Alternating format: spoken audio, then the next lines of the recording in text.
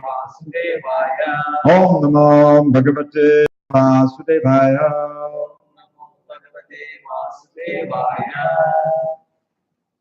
On the 17th day of October, 2018, in Phoenix, Arizona, we're reading from Srimad Bhagavad Gita as it is, translation and commentary by His Divine Grace, A.C. Bhaktivedanta Swami Prabhupada.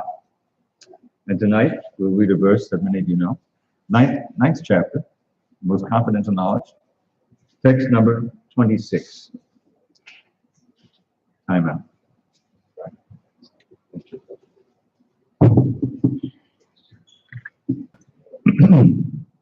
So you can all repeat, you all know this verse. Patram pushpam palam toyam. Patram pushpam palam toyam. Yo me bhaktya prayachati. Yo me bhaktya prayachati. Tadaham bhaktyupaditam. Tadaham bhaktya Krishnami prayatatmanaha. Krishnami prayatatmanaha. Patram pushpam palam toyam. Patram pushpam palam toyam. Yo me bhaktya prayachati. Krishnami prayatatmanaha. Krishnami prayatatmanaha. Patram pushpam palam toyam. Patram pushpam palam toyam. Yo me bhaktya prayachati. Yo me bhaktya prayachati. Tadaham bhaktupaditam. Tadaham bhaktya Krishnami prayatatmanaha. Translation. Krishna says, if one offers me with love and devotion a leaf, a flower, a fruit, or water, I will accept it. This is text 26 of chapter 9. Purport. Srila Prabhupada's purport. For the intelligent person, it is essential to be in Krishna consciousness, engaged in the transcendental loving service of the Lord, in order to achieve a permanent, blissful abode for eternal happiness. Text 26, chapter. The process of achieving such a marvelous result and can be attempted even by the poorest of the poor without any kind of qualification. The only qualification required in this connection is to be a pure devotee of the Lord. It does not matter what one is or where one is situated. The process is so easy that even a leaf or a little water or fruit can be offered to the Supreme Lord in genuine love, and the Lord will be pleased to accept it. No one, therefore, can be barred from Krishna consciousness because it is so easy and universal. Who is such a fool not once by this simple method and thus attain the highest perfectional life of eternity, bliss, and knowledge? Krishna wants and nothing more. Krishna accepts even a little flower from his pure devotee. He does not want any kind of offering from a non-devotee. He is not in need of anything from anyone because he is self-sufficient. And yet he accepts the offering of his devotee in an exchange of love and affection. To develop Krishna consciousness is the highest perfection of life. Bhakti is mentioned twice in this verse in order to declare more emphatically that bhakti, or devotional service, is the only means to approach Krishna. No other condition, such as becoming a Brahmin, a learned scholar, a very rich man, or a great philosopher, can induce Krishna to accept some offering. Without the basic principle of bhakti, nothing can induce the Lord to agree to accept anything from anyone. Bhakti is never causal, and we'll explore that statement, which may be a little mystery. Bhakti is never causal. The process is eternal. It is direct action in service to the absolute whole. Now, is there anyone in this room that would like to remove this first paragraph that I just read from this book? Okay, I don't see any hands. I will explain that question in a little bit after we read the rest of the purport. Here, Lord Krishna, having established that he is the only enjoyer, the primeval Lord, and the sacrificial offerings, reveals what types of sacrifices he desires to be offered. He wishes to engage in devotional service to the Supreme in order to be purified and to reach the goal of life, the transcendental loving service of God. Then one should find out what the Lord desires of him. One who loves Krishna will give him whatever he wants, and he avoids offering desirable or unasked for. Thus, Fish and eggs should not be offered. If he desired such things as offerings, he would have said so. Instead, he clearly requests a fruit, flowers, and water be given to him. And he says of this offering, I will accept it. Therefore, we should understand that he will not accept meat, fish, and eggs. Vegetables, grains, fruits, milk, and water are the proper foods for human beings and are prescribed by Lord Krishna himself. Whatever else we eat cannot be offered to him, since he will not accept it. Thus, we can't be acting on the level of loving devotion if we offer such foods or if we eat such foods. In the 3rd chapter, verse 13, Sri Krishna explains that only the remains are purified and fit for consumption by those who are seeking advancement in life and release from the clutches of the material entanglement. Those who do not make an offering of their food are eating only sin. In other words, their every mouthful is simply deepening the complexities of material nature. By preparing nice, simple vegetable dishes, offering them before the picture or deity of Lord Krishna, and bowing down and praying for him to accept such a humble offering, enables one to, by preparing this way, enables one to advance steadily in life, to purify the body, and to create fine brain tissues, which will lead to clear thinking. Above all, the offering should be made with an attitude of love. Krishna has no need of food since he already eats. Yet he will accept the offering of one who desires to please him in that way. The important element in preparation, in serving, and in offering is to act with love for Krishna. Philosophers who wish to know truth is without senses in this verse of the Bhagavad Gita. To them, it is either a metaphor or proof of the mundane character of Krishna, the speaker of the Bhagavad Gita. But in actuality, Krishna, the Supreme Godhead, has senses, and it is stated here that his senses are interchangeable. In other words, one sense can perform the function of any other. This is what it means to say that Krishna is absolute. Lacking senses, he could hardly be considered full in all opulences. In the 7th chapter, Krishna has explained that he impregnates the living entities into material nature. This is done by his looking upon material nature. And so, in this instance, Krishna is hearing the devotee's words of love and offering foodstuffs is wholly identical with his eating and actually tasting. This point should be emphasized. Because of his absolute position, his hearing is identical with his eating. Only the devotee, as he describes himself, without interpretation, can understand that the supreme absolute truth can eat food and enjoy it. Om Jnana Timirandasya Jnanandana Shalakaya Chakshu Unmitatam Mena Tasmai Shri Gurave Namah. I was born in the darkness of ignorance, but my spiritual master Prabhupada opened my eyes with the torchlight of knowledge. I offer my humble obeisance unto him and all members of Shri Prabhupada.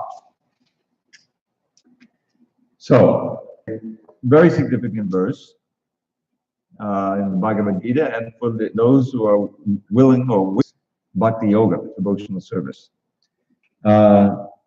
Here Krishna defines what kind of foods he will accept, and he says, amazingly, I will eat it if it's prepared and offered with love. So what he's looking for from us, our heart. He doesn't need anything material from us. He already has infinite things. He has infinite devotees offering him anything he wants. But what he doesn't have is our bhakti, our love. This is what we can offer to him. And an important element of that is preparing nice vegetarian foodstuffs with love and devotion to Krishna and offering them and then taking the remnants. I'm sure you're all familiar with that part of bhakti yoga. There's the basic principle of the process is not Krishna. And then when you get tired a little bit, sitting down and taking prasadam. This was Lord Chaitanya's basic preaching program. He was going to India and he was chanting and dancing, and when he got a chance, he would distribute prasadam. So Srila Prabhupada introduced this process in 1966, and it was a great success. He trained his devotees how to cook pure. Eventually initiated Brahmins who could actually offer food to the deity on the altar. And this cooking and offering and partaking of prasadam is essential part of Bhakti Yoga. After reading this whole first paragraph here, which is quite lengthy, I asked if anyone wanted to take it out of the book, and I didn't see any hands. The reason why I asked that, I wanted to speak a little bit about an issue that has been boiling over in Iskcon for the last 30 years, and it's called the changes in the books. They're changing the books. That sounds. What are they changing it for? Why would they change it? Well, I wanted to illustrate with this verse and purport the process of what's being mentioned there, and why it is necessary to change the book sometimes. This was the first major book that Srila Prabhupada put out in America, the unabridged Bhagavad Gita as it is. These books were very difficult to produce in the early days. Devotees didn't know much of the philosophy, and Srila Prabhupada, he was working so hard to grow the movement and train devotees and everything. He carved out a few hours in the morning, early morning, from 12 in the morning to midnight to about 4 or 5, and he would just dictate his books. So the Bhagavad Gita first came out in 1968. It was practically a miracle that the Macmillan Company accepted it for publication. They tried to go here and there, so many different publishers, and nobody was accepting it. But somehow they needed a Bhagavad Gita, and Srila Prabhupada had become a little bit famous because of his association with Allen Ginsberg, a famous poet at the time, and because of the hippie movement and where he was doing. So he was well known, so they accepted the Gita. But they weren't about to take a risk of publishing a 1,000-page book with the huge indexes, what you see there. You see, this was a little bit too much. So they said, you have to condense it way down. Prabhupada, as you know, you read the Bhagavad Gita as it is, and you see so many extensive purports like this one. So the book is slim, 700 pages, 700 verses, which is pretty small. When I first read the Bhagavad Gita, it was not Prabhupada's Bhagavad Gita. It was the famous Penguin edition, which had been around for many years prior to Prabhupada's coming. And it was a slim little paperback. If you just condense it down to the verses, it becomes a 100-page book. You know, it's that. But then what do you get from it? You have to have the explanations known as Prabhupada's purport. Purport simply means meaning. He's expanding the meaning so we can understand it. Otherwise, it becomes mysterious. So, Prabhupada had written these extensive purports. Shri Shri Radhamada Ji Ki Jai, Shri Nati Gopal Ji Jai Gauranatai Ki Jai. And but that had to remain in the background. They were ready to publish an abridged edition. That abridged edition came out in 1968 by the Collier Macmillan. That was a branch of the Macmillan publishing that was printing more popular books, softback books. So it was maybe a 200-page book rather than a 900-page book. It was the whole thing. But this purport, because prasadam was such an essential aspect, you know, Prabhupada wanted to have the full purport for this particular verse. And this first paragraph I read, which has this famous line in here, who was such a fool that he doesn't want to be Krishna conscious by this simple method?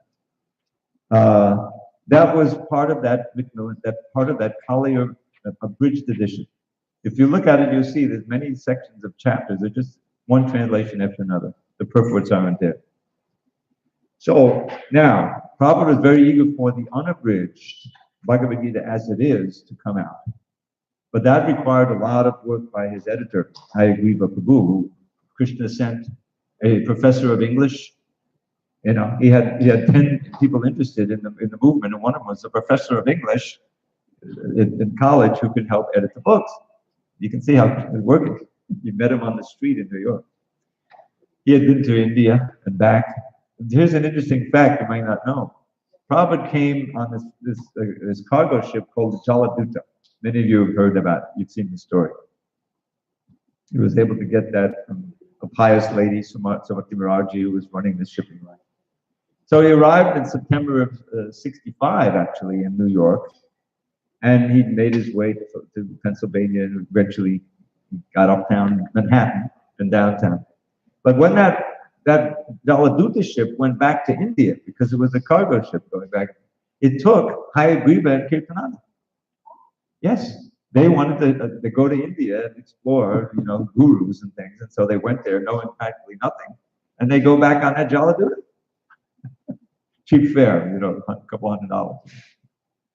So that they didn't find the guru there. They came all the way back to New York and they found their guru on the Lower East Side of Manhattan, who had come on the very same Jaladura. So you have to understand how important it was to Prabhupada to have these books come out, you know. So somehow or other, Macmillan accepted the abridged Gita, and that was the Gita they had for 4 years, from 68 to 72. In 1972, finally, the abridged Gita came out. That's the one we call the Macmillan Gita. And it was a really difficult job for Hayagriva. First of all, he didn't know that much philosophy, you know. I mean, he wasn't skilled. We didn't have the Sanskrit editors we had later. The typist, Prabhupada got the dictaphone. It was much faster. Otherwise, he was typing with 2 fingers. Incredible. He typed the entire manuscript of the second canto. Big pile, you know, that he brought with him in his trunk. And Hayagriva had to retype the whole thing because he was so frugal. You know, anyone who wants to edit, you have to have some room between the lines or some margin. But Prabhupada was so frugal, he typed out to the end of the page and he had no margin, you know, so he had to retype the entire book. Mistakes were made and retyped. So he's working on this dictaphone after chapter 4. Otherwise, he typed chapter 1, 2, 3, and half of chapter 4. And then you got this, so it went much faster. But you needed to have a typist who could hear the tape and type. So nobody knew how to do that. So Krishna sent Neil. He wasn't even a bhakta. He came from a bhakta. He wasn't really interested in becoming bhakta. He was in a college course, and for credit, he was able to work with one of the new yoga groups that were growing up in New York in the mid-60s. And so he picked Hare Krishna. He walks through the door, and he explains who he is. And they ask, do you know how to type? He says, no, I know how to type. And then transcribe, too, the transcribing. So there's Bhakta Neil, or Neil Prabhu, whatever. And he's listening to Prabhupada on the tape chant Sanskrit. You know, what is he going to do with the Sanskrit? He oftentimes left a blank, or he typed in something that's illegible. And when Hayagriva saw it, he just went over it. So this paragraph, first paragraph, was produced and it was published in the abridged edition, the Kali edition, the small one. So when they produced the unabridged edition, it wasn't in the manuscripts that Prabhupada produced for them. And so he skipped over it. So that's 1972. And devotees were reading this and without the first paragraph. In 1983, from 1981 to actually 82, it was published in 83, Jayagwada Swami, who had then become the main editor of Prabhupada's books. Hayagriva had some problem with the spiritual life. And Jayagwada Das Brahmachari, who had been joined in 68, he was the main editor. So he was chosen. Prabhupada had great confidence in him. He said, like no one else for any service, he wrote a letter, he says, concerning the editing of Jayagwada Das Prabhu, he called him, whatever he does, accept. I have full confidence in him. He wrote that about him. So I don't want to go too far afield with this. But what happened was in the 1972 Macmillan Gita, this paragraph was left out. It's not there. If you have a copy or you can find a copy there, you won't find it. So Jayagwada restored this paragraph. That's why we're reading it now in the 1983 edition. It's a revised edition. So why I'm bringing this up is because in various quarters of Iskcon, especially amongst some of my god brothers and god sisters, because that edition of the Bhagavad Gita was what made them devotees, they memorized that, and then it was substantially revised, going back to the original transcripts of what Prabhupada said, excavating this paragraph that was lost, and many other things. I don't want to get too far afield. And so that was a shock when the new Gita came out. And so many want to go back to the old Gita, you see. But going back to the old Gita means taking this paragraph out. It means the translation for Manmana Bhavamad Bhakto Madhyajit Nam Namaskuru at the end of the 9th chapter. the most confidential knowledge. Those are perhaps the two most important lines in the whole Gita. They were repeated in 1865 in the chapter 18. Manmana, this is the most confidential knowledge in the whole Gita. The whole Vedas, this is it. Manmana, Bhavaman Bhakto, Madhyaji, Mam Namaskuru. Krishna speaking. Prabhupada famously said, me means Krishna.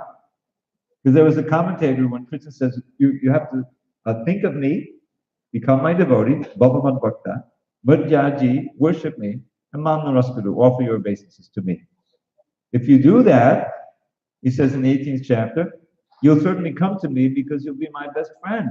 He's saying to Arjun, but we also be his best friend if we do that. This is the essence of the whole program. First, think of Krishna and engage in all kinds of service. Become my devotee, very essential part of it, and bow down and offer me obeisances and worship. You'll certainly come. This is the most confidential knowledge. It's right there in the 9th chapter, repeated in the 18th chapter. So somewhere along the way, at the end of that 9th chapter, in the translation, what we find is, think of me, worship me, bow down to me, and you'll certainly come to me. Leaving out, become my devotee. It's not there in the book. Now, it was restored in 1983, and it's there, but you'll find it. And I can point to 100 different things like that. Jayawada poured over this. I worked with him in the beginning in Philadelphia in the early 80s. I was living with him. I was working BTG. He was working on the book. And later on, he consulted me a little bit. I had suggested a few changes, which he accepted. But the point is that here is the editor. I don't want to belabor this. We'll go over the purpose. Here is the editor who Prabhupada 4 times, I gave you the most obvious one, where he wrote a letter and said, I have full confidence, whatever he does is okay with me. I have full confidence. I forget the exact wording right now, but that's what he said. I can give you the letter. And many other ways he showed up to the very end. Have you ever seen these videos? They're a little bit heavy, where Prabhupada is lying in his bed and he's dictating the final chapters. That's Jayawadadas Brahmachari with the microphone. Prabhupada. Up to the very end, he had full confidence in his editing work, which is a key word. If the editor is a rascal and he cuts out stuff or he adds his own things, this is a disaster. These books are the foundation of our faith, of the whole movement. And I have all these books on this iPad, but the books are everywhere. I've never seen so many books. You live in a closet and you have books everywhere. It's wonderful. The books are there. Now we just have to take them, read them, and distribute them. So the reason I'm because it's on my mind, We live in an era that I'm sitting here quietly in Phoenix, but we're all plugged in to the internet. So on the internet, it's roiling this issue, making a big issue now.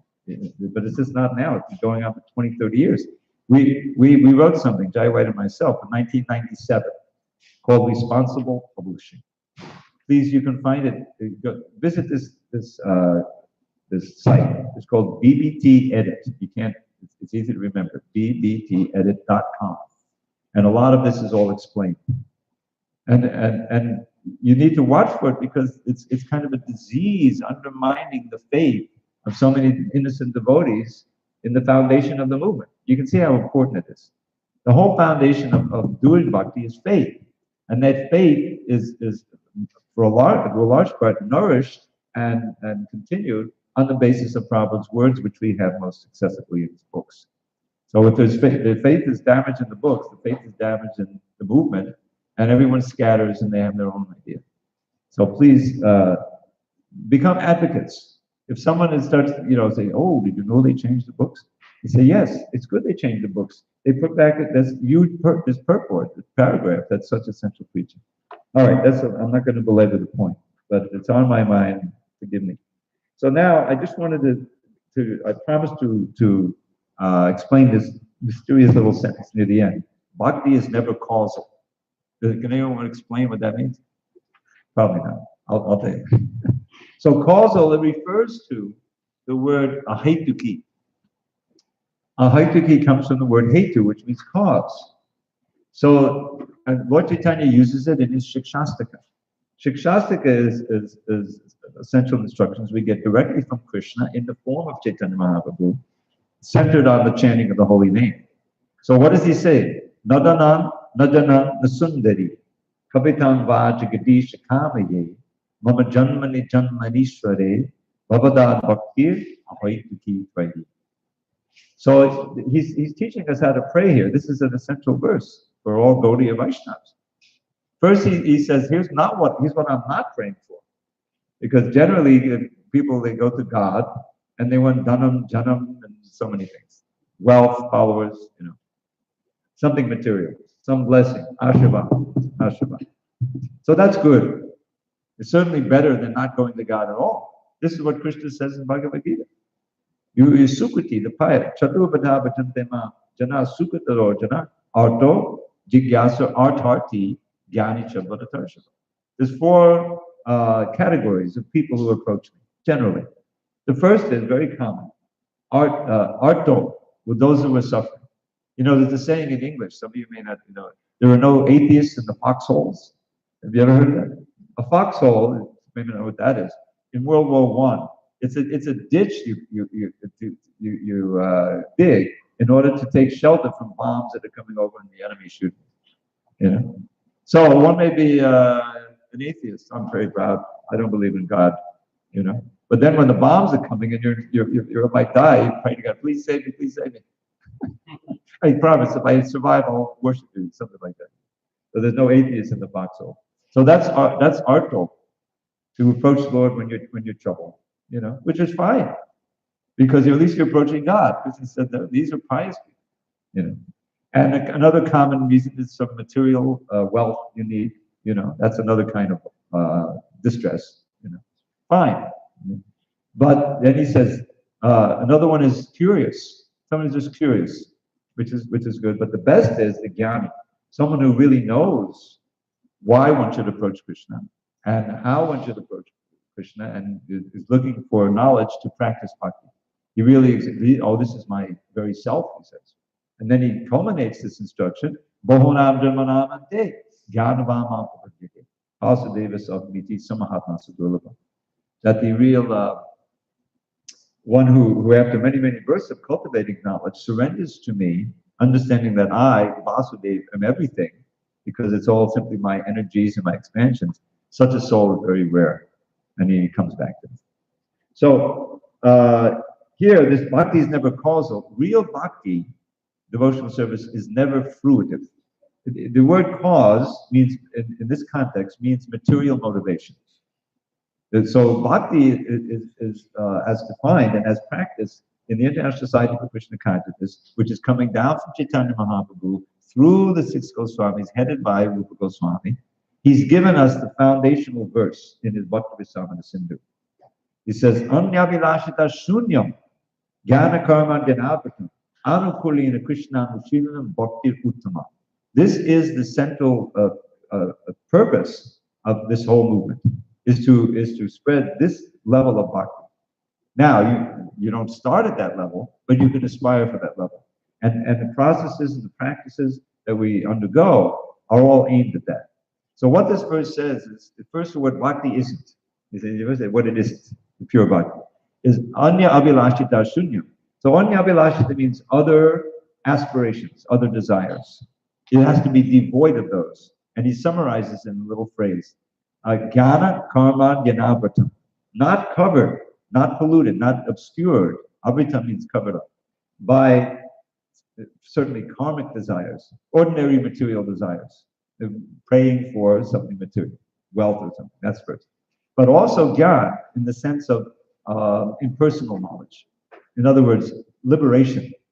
Even ultimately liberation we should not want. That's why Lord Chaitanya says, Mama Janmani Janmani, birth after birth. I don't care if I have to take birth. That means he's not praying for liberation as long as I can practice unmotivated devotion to you.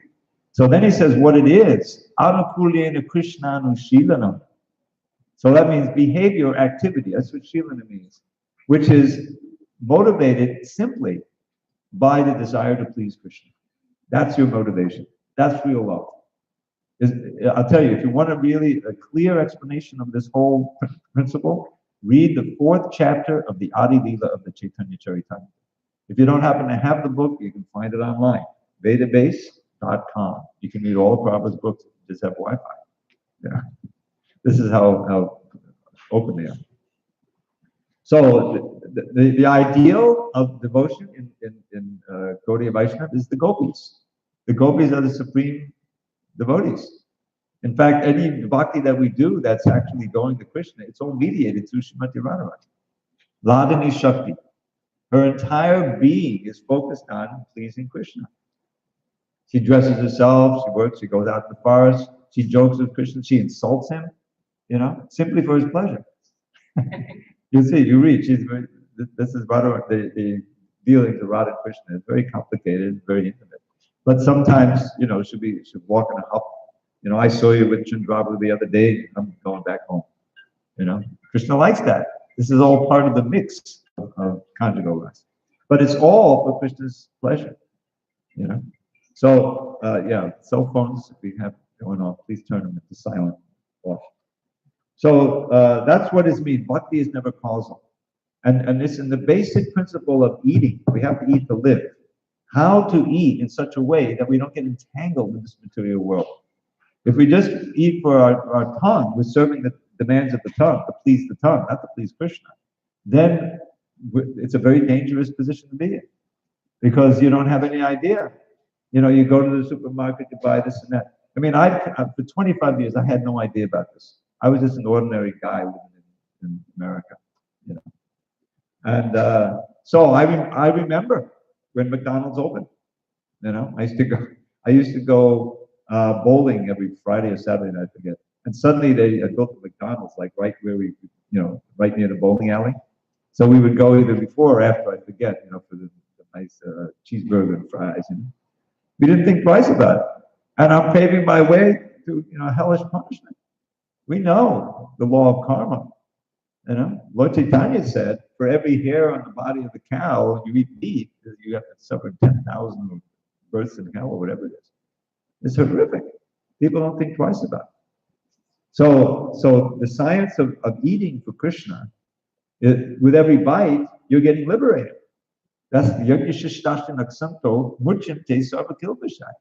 This is in the Bhagavad Gita, 3rd chapter. Yajnashishtasana means the remnants of sacrifice. It's a sacrifice. You can only eat certain foods, you have to cook it in a certain way, you have to be clean. It's not a super difficult sacrifice, but it is a sacrifice. So that's called Yajnashishta, the remnants of sacrifice.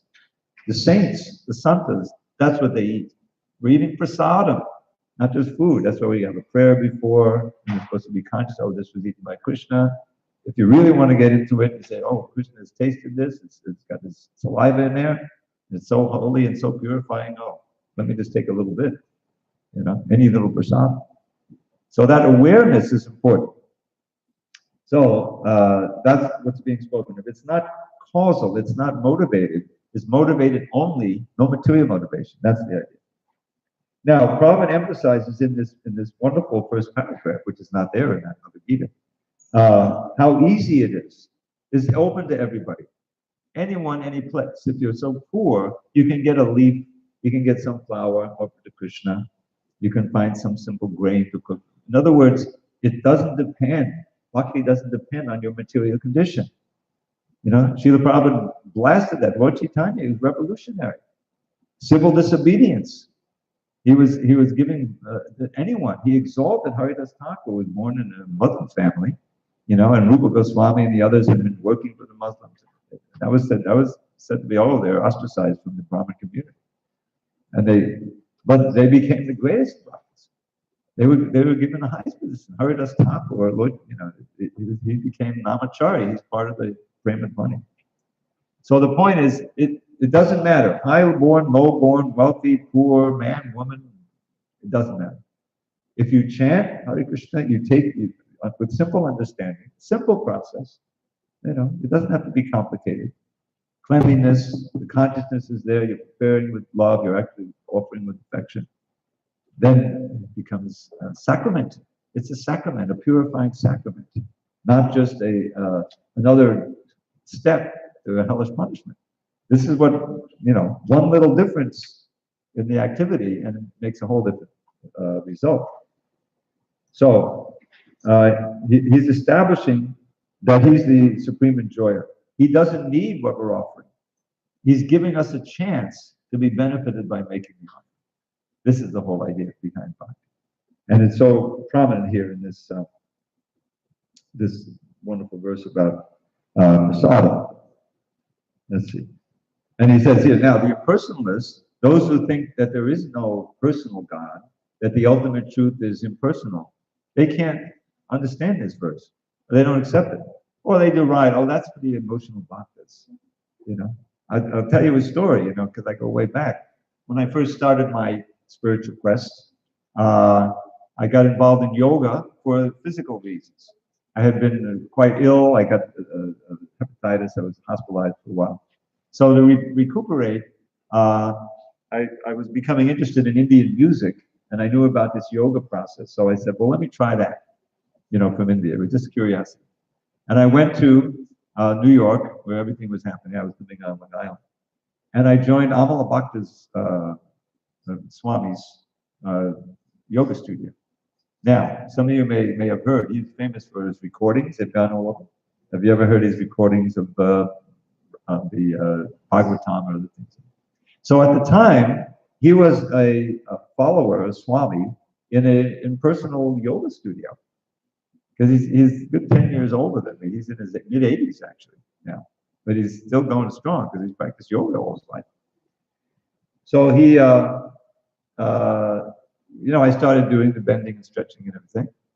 And it was helping me. So that's how I first was introduced to yoga.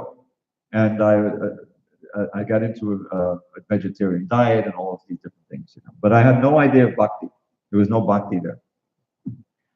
So I got a little bored with that, and I went over to the west side. Anyone who knows Manhattan, you know, the east side is very stuck up, and you know that's where all the rich people live. The west side, that's where the hippies, you're hanging some of the, not hippies, but more liberal side.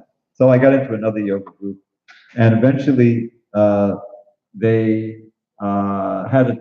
it was integral yoga. So they not only had bending and stretching, but they had pranayama, and then a little meditation. And before the meditation, you would chant. So we chant all kinds of mantras. You know, Om Namo Shivaya, Om Namo Shivaya, and then several others. And there was also Hare Krishna there. And so when it came time to pick your mantra to meditate on, I didn't know what mantra to pick. So I went to their bookstore, and they had, it just so happened, they had a pamphlet there. It was more like a booklet, like a 70-page booklet, all on the Hare Krishna mantra. Because the guru of Satchidananda, he had a place in South Africa for many years, and it said there he had been sponsoring a Kanda Kirtan of Hare Krishna for 25 years. So for the 25-year anniversary, they published this booklet. And there it landed in my, it was in English, and I landed in my hands. Oh, this is a wonderful mantra. I'm going to make that my meditation mantra. And that's where I learned it, not from the Hare Krishna temple. But eventually, I needed a picture. The pictures are all over the Hare Krishna temple, so I got a beautiful picture of the Super Soul, and you know, Krishna standing with the cow. And so I, you know, and the prasadam, because I was buying, they were selling these little what they called fruit rasa. You know, they were called ludlus. You know, basically nuts and fruits, and you know, like in the health food stores. So I got addicted to those. You know, I would buy them because I was eating raw food and vegetarian. So then all of a sudden I went to the health food store. It's not available. What happened? Where are they? Like, you know, so you have to go to the temple, Hare Krishna temple, to get them. I trudged all the way to Brooklyn. That was my first visit, to get the prasadam. See how important it was. And then I met the devotees, and they gave me a book, and then you're like, so prasadam is so important.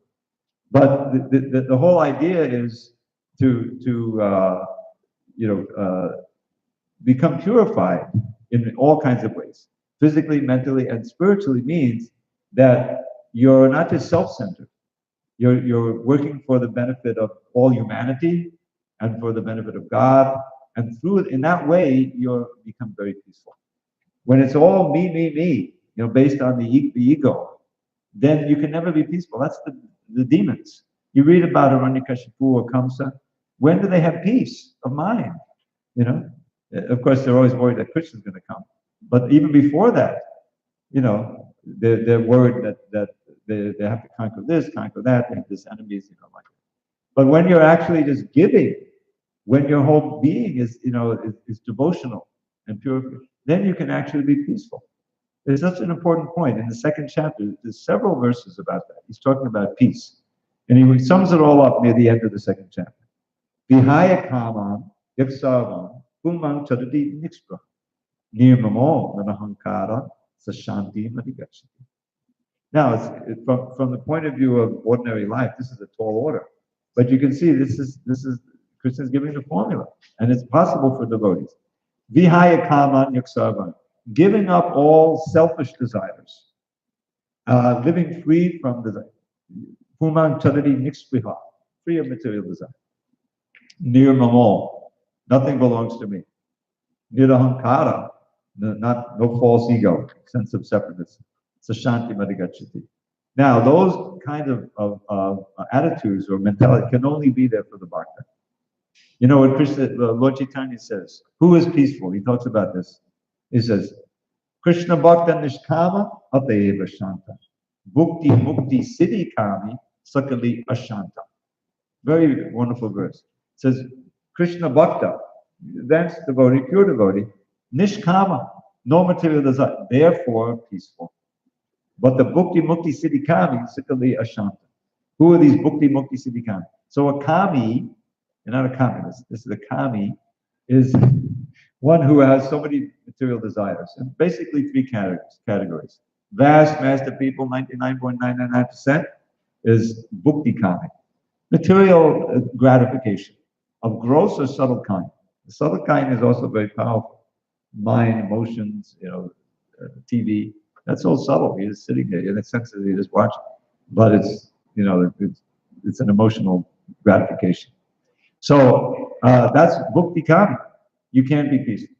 Then there's those who are mukti kamis. This is spoken of by Prahlad Maharaj indirectly. It's kind of a material desire to be free of all material suffering. What Prahlad says is that for the most part, these sages and people who are not yogis, they're praying deva munayo slava mukti kama. Notice the word slava mukti kama. They want their own liberation. They don't care about anybody else. And then he says, they practice silence. Just like if I started practicing silence, you all get up and leave. What's the point of staying? There's no place. So the bhaktas are, they say silent for material vibration, but you constantly vibrate spiritual vibration. But these mukti kamis, they're silent, period. And they go off into the mountains and the hills and the Himalayas where there's no people. Vijane. Naparartha nishta, not caring about anybody else. Just me. I want to be liberated, get free of birth and death. That's a material desire. So that's calling mukti kamis. And then there's the siddhi kamis. Oh, let's practice some yoga. We get some cities, powerful cities. Prakamya, I can grab anything I want. Where's the gold being kept? I can get it here. In other words, it's material. The siddhis are reflected by modern science. What they can do today that they can't do, just the very existence of the phones that everyone's carrying in their pocket would be like even 50 years ago, like some magical, powerful city. Who can imagine? You can hook up to unlimited information. You can download it, and you can talk to anyone in the world just by simple. 100 years ago. So that's a city. This is just as amazing as walking on water, being lighter than the lightest, astral travel. It's all simply a subtle science, but it's all ego. It's powerful. And we know from the Shastra, Durvasa Muni, he was a powerful yogi, but he was always so proud. He was so envious of Ambarish. He's a simple king, an ordinary king, pounds children fence. But he's getting so much honor, and I'm a big yogi with thousands of disciples. You know the story? So he challenged him. Ambarish was a very strict follower of Ekadashi. And Ekadashi means, after the fast, then you need Hare Krishna. Thank you for coming. Hare Krishna. Then you have to break it at a certain time. Even now, we have our GCAL program. It tells you when to break. A few weeks ago, about a month ago, we had an Ekadashi in San Diego. I've never seen anything like it. Usually they give you an interval of maybe a couple of hours from 6:15 to 10 o'clock breakfast. Okay, that's fine. So this was from 5:46 to 5:46. Is it some mistake? Where's the interval? How are we going to break? We're offending if there's no. So I wrote to the creator of the calendar. I said, is this right? Maybe there's some mistake. There's no interval there. He said, yeah, sometimes it happens the way the moon rises, the sun rises, But what do? He said, well, you just break it at the time quickly and you pray to Krishna for forgiveness for not being able to. But, so anyway, Ambarish was very strict. And after practicing in consciously, he wanted to break it at the right time. There's an interval. And if you don't, he felt, it would be a big offense, to Hari, because it's Hari Vasa. It's the day of Lord Hari. We take it seriously. So Devasa, he figured out a way in which he could embarrass Ambarish and compromise him. So he knows the whole program. So he comes maybe an hour before Kaddishi break, or half an hour, and he's got his disciples with him. And Ambarish says, because Ambarish is a Kshatriya, and Devasa, of course, he's a Muni, he's a great Brahmin. So he shows great respect. He said, I'm going to break Kaddishi soon. Would you like to join me for a breakfast? And she says, of course, but I don't want to bathe first. So he goes, takes a bath, and he prolongs the bath so that it's entering into the time. So Ambarish says, what am I going to do? Because it's a great offense to eat before your guests. If a guest comes, you can't just eat and say, by the way, I saved you something. No. You wait till your guest is ready, then you serve him, you at least take together.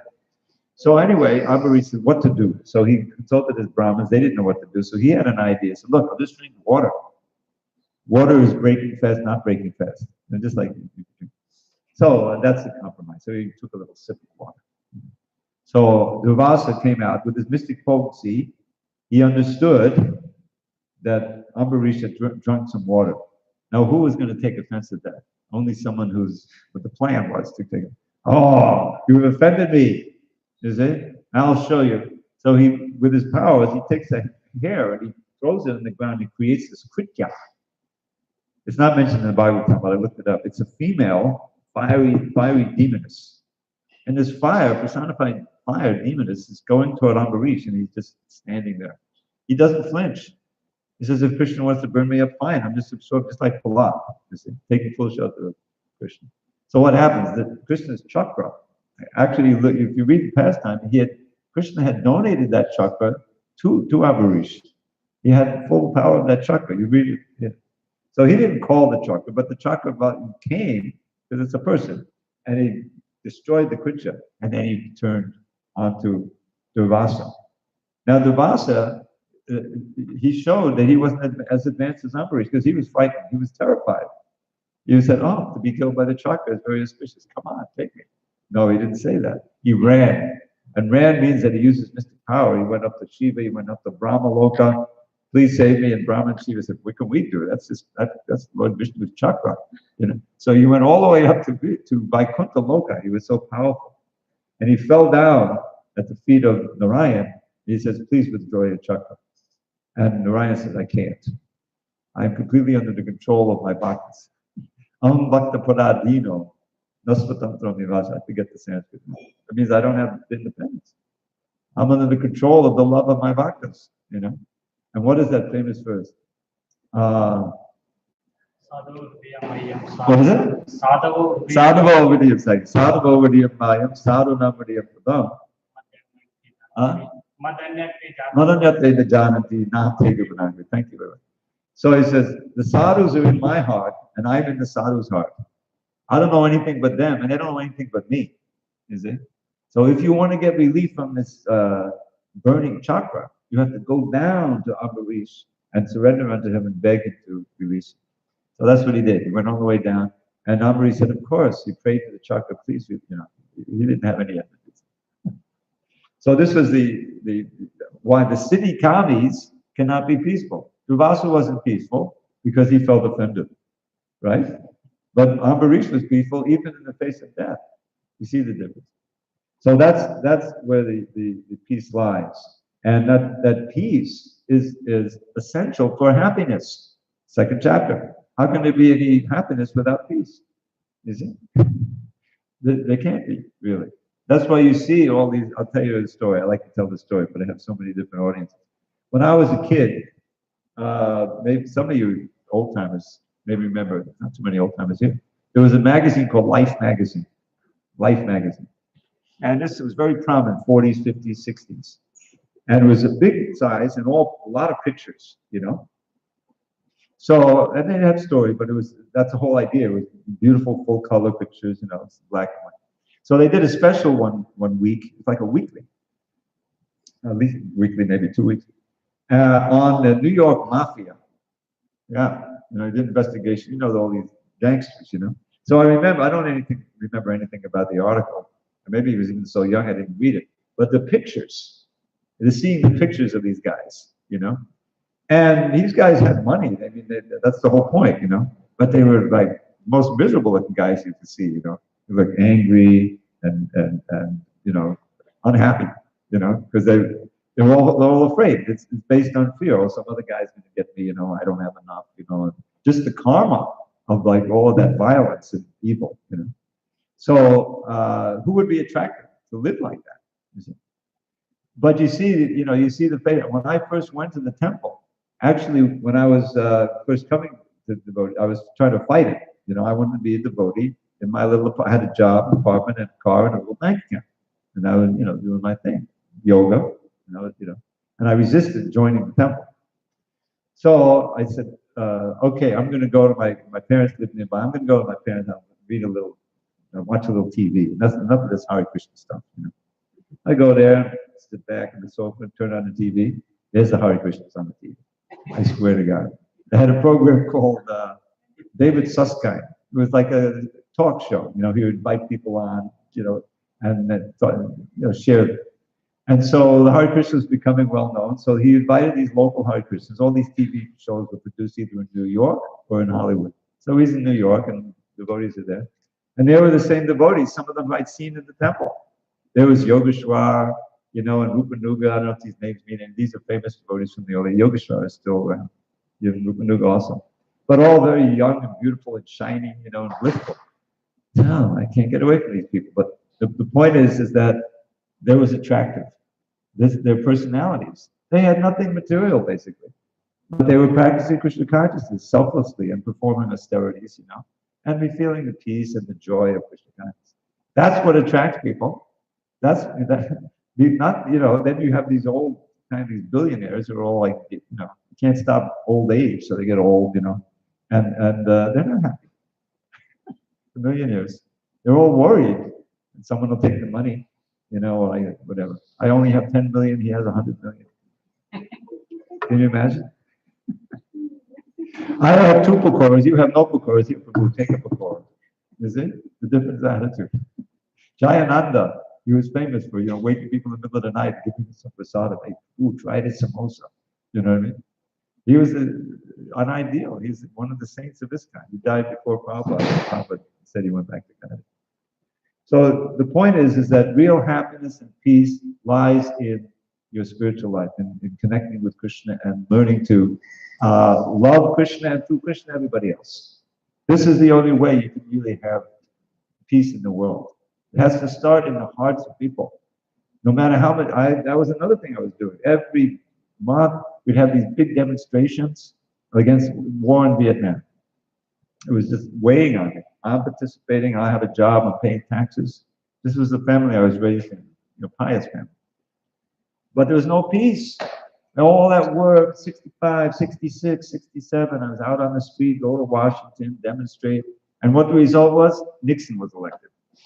Nixon was elected. He was known to be a warmonger, and sure enough, the war went on for another 7 years, you know. I joined Iskcon in 73, the war was still going on. 10 years bombing these poor people, you know, all basically boil it down to one thing: money and power.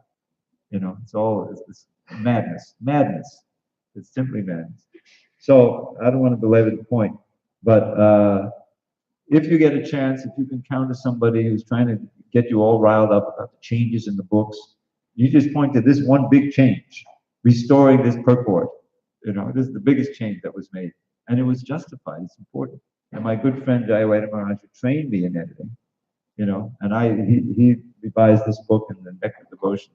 And I worked on the teaching of Lord Chaitanya. and the Chaitanya Charitamrita, the Ishvapanishad, the Krishna book, and now the Srimad Bhagavatam. And let me tell you a story. I'm finding amazing things in the Srimad Bhagavatam. I told you about the retyping of the manuscript for the second canto. So I'm working, this was a year ago, and I find that he skipped a verse. He skipped the whole verse in purport. And so part of the purport from the verse he skipped got appended to another verse, but there's a whole verse missing there. And there was a whole big paragraph on deity worship that was just lost. It had been lost since 1972. So I'm restoring that. The translation, here's the essential translations from the first canto. I'll share a couple with you. Queen Kunti prayers. Prabhupada loved those prayers, and they're full of such important instruction. One of the verses is like this. Ajanmai Shraya Shuddha Shrivir Edamana Vadakuman Naiva Hakta Vidatam Vai Fama Kinchana Gocha. Now I'm just going to look it up here. This is the translation we've had for all these 40 years. But it's not the translation that Prabhupada gave. Because Prabhupada he brought these books with him, famously. You know, we're called the Delhi Bhagavatams. He printed them in India and brought them on the ship. And they had some shipped over. So this is first canto. So this is 1:8:26. You can look it up when you get home or go online.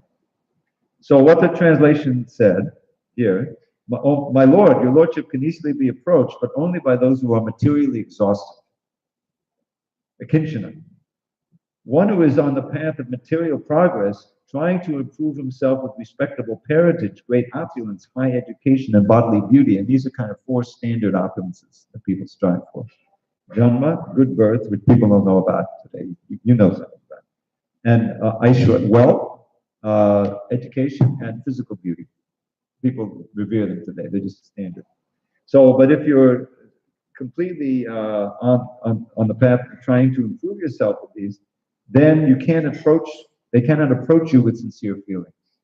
But what Prabhupada wrote here was they cannot address you with deep feeling. It's all about chanting the holy name. That's what this verse is about. And if you look, the word is abhidatam, which is given in the word by words, to address with feeling. And the whole purport is how we have to call out to Krishna in the helpless frame of mind. What is this Trina Rapisuni Chena? You think oneself as lowly as a blade of grass at the street, and be tolerant as a tree, and not want any honor for yourself. You know, oh, I'm such a great devotee. Look, I'm chanting like, no. You know, you realize, give honor to others and not want any honor for yourself. Then you can chant in the proper attitude. You know, so, but if you're so involved in getting and spending money and doing all these things, you may chant, but you can't chant with a sense of helplessness. So what the translation should say, my Lordship, your Lordship can easily be approached, but only by those who are materially exhausted, because was lost. The key word. Because one is on the path of material progress, trying to improve with these four opulences, cannot address you with deep feeling. Cannot address you, not approach you. That one word makes a big difference. And one more change. This is from the first canto, 1:21. That second chapter of the first canto has all these very important instructions. What is Dharma? There's a book, you must have it. You have all these books. You have Dharma, the Way of Transcendence. You have a few of those? Okay. That was my idea to put that book together. That was a book composed entirely of the verses and translations and purports to first canto, second chapter, text 6 through text 21. And this embodies the question of what is real Dharma?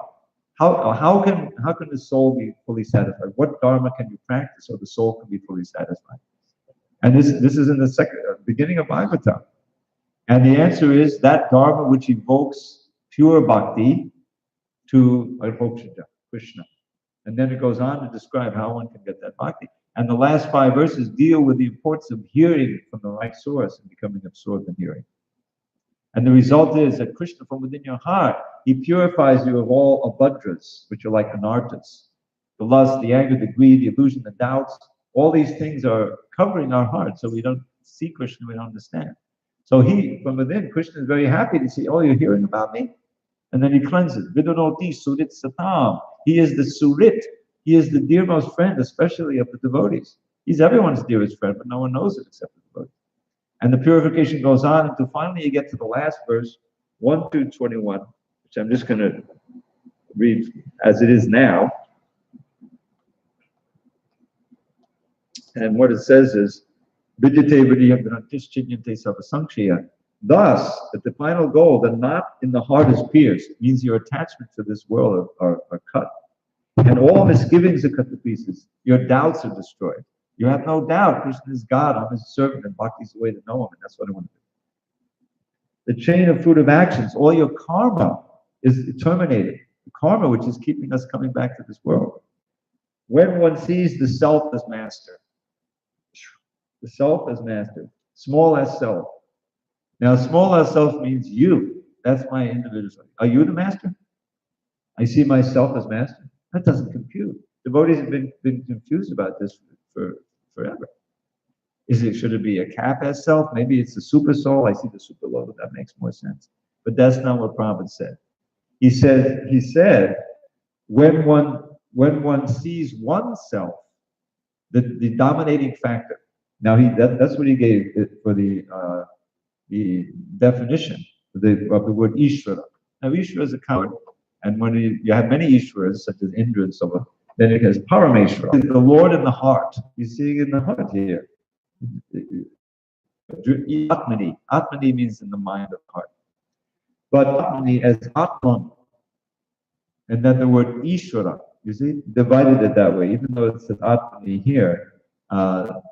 He saw it as the soul that sees oneself. So he sees oneself the dominating factor. So the first editor saw that down in the purport is that he sees his master. So the dominating factor, the Ishvara, is God. You see the master. So, but if you see oneself as master, then that's totally confusing. So the whole mystery is solved if you just read the purport. That's what it's for. Scientific knowledge of the personality of God, it means seeing one's own self simultaneously. So you see both God in the heart, in your real form as a servant of Krishna. So the translation now will read, and does read in the database, when one sees oneself and one's master. Doesn't that make complete sense? You see yourself and you see the master, meaning you see Krishna in the heart. So this is what I'm here. I'm going to keep doing it for as long as it takes to go through the whole Bhagavatam. And I'm not spoiling the books. I'm not distorting it. I'm not adding any of my own ideas. You know, I'll tell you, this is the last thing, and then we'll have questions or comments and a couple of poems maybe. And that is Hayagriva Prabhu, who was a godsend, literally, for Prabhupada, for publishing his books. But he was, 27, 28 years old. And he couldn't accept the Vedic cosmography, meaning, one of which is that each universe has one sun, and many other nakshatras, what they call it, nakshatras, heavenly bodies, but there's one sun, and they all have to reflect the light of the sun. So in the 10th chapter, 21st verse of the Bhagavad Gita, Krishna Nakshatrana Maham Shashi. Now a word in Sanskrit for moon is Shashi. Does anyone know why? You know what Shashi is? You'll never guess if you don't know. A rabbit. A rabbit? Yeah. Because you look up in the moon, and sometimes they saw a rabbit there. So Shashi means that heavenly body that has the sign of a rabbit. So nakshatras, I am Shashi. And Prabhupada says, okay, nakshatra means stars, and Shashi means moon. Of stars, I am the moon. So that means that all the stars up there, Milky Way, are different moons. This is Prabhupada. He's explaining it in the purport, 1021. If you look it up, you'll find it, 1021. The scientists think that these are independent suns, but no, they're not. They're reflections of the moon. Hayagriva said, oh, people never believe this. We learned in 3rd grade, stars, now we know the galaxies and all this stuff, it's light years away. So he just cut it out. He took that paragraph out. Because he said, oh, this is, nobody will believe it. Can't do that. I may not understand how it's true, but this is Prabhupada's words. These are the words of the Acharya, and so it revived. So it's been restored to what Prabhupada wanted it to be. And that's why he said, I have full confidence in Jayawada Das Brahmachari. And he was the one who did it, and I'm just following in his footsteps as close as possible. So this issue, the reason why I dwell on it, because it may come up, you may find it on the internet, or you meet somebody who says, hey, Prabhu, do you understand? They're spoiling the books. All those books are spoiled. No. And we need to become advocates of the books as they are. Because they've been translated. 35 years we've had this Bhagavad Gita. It's translated into 50 languages, distributed by the millions. Devotees are reading it all over the world. And nourishing the bhakti. I give classes, I've been in classes since the 80s on the Bhagavad Gita. The Bhagavad Gita, second edition. And it's going on. But somehow or other, this issue comes up. And with the way the internet is, nothing ever dies. Everyone goes on and you find your thing going. So forgive me for going off, but that's where my head is at. I think you got something out of it. Any discussion on these points? Questions? Comments? Uh-oh. I knew you'd have something, so I was waiting. Go ahead. Yeah, just I was recollecting Jayadeva Maharaj. I think I met him about maybe he was criticized for this editing on books. Okay, so you know the issue. Yeah, then he came out of that one, and I asked him, then he explained to me that he was authorized by Prabhupada to make corrections. Exactly. He told me personally, I never heard that one. I could go on and on for hours with this. Just in 1 minute. In 1970, Prabhupada disappeared in November 77. So he's in Vrindavan in June of 77. And his health was failing, but he was still, he would go to London amazingly in September. So he's having his books read to him.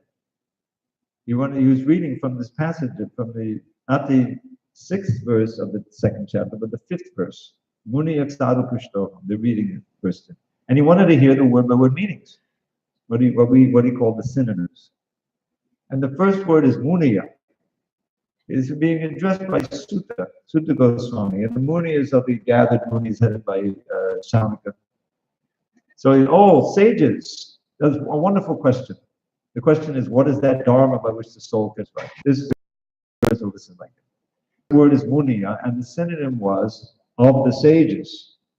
And after they started reading more, he stopped them and said, what is that? Should be sages. And then he thought that the Sanskrit editors had changed it in LA, and he got the whole thing. And the conversation is known as Rascal Editors Conversation. I didn't know about it when I was doing my work. I probably would have fainted and quit. So this was many years later, it come out. And so what happened, to make a long story short, he was going off on the editors and says, what's happening to my books? They're spoiling the books. So the devotees there suggested, Prabhupada, we have to find some editors that you trust, and they'll go through the books before they're reprinted, and we'll fix all mistakes. It may take some time, but we'll do that. And Prabhupada agreed. Now the question is who? Who did 3 names? The first name, none of you probably remember, Bhakti Prema Swami, Sanskrit scholar. He came in 1977 and kind of faded away. So, but he was trusted to do the Sanskrit. Satsuru Maharaj, who Prabhupada trusted from the beginning with his Back to Godhead magazine. He had implicit trust in him. There's a whole pastime I could tell you, but it's not no time. And then the third was Jayawada Das Prabhu. He wasn't a sannyasi yet. He took sannyasi after Prabhupada left the planet. So it was decided that the books would be gone through and the mistakes would be found, and then they would be fixed by those editors.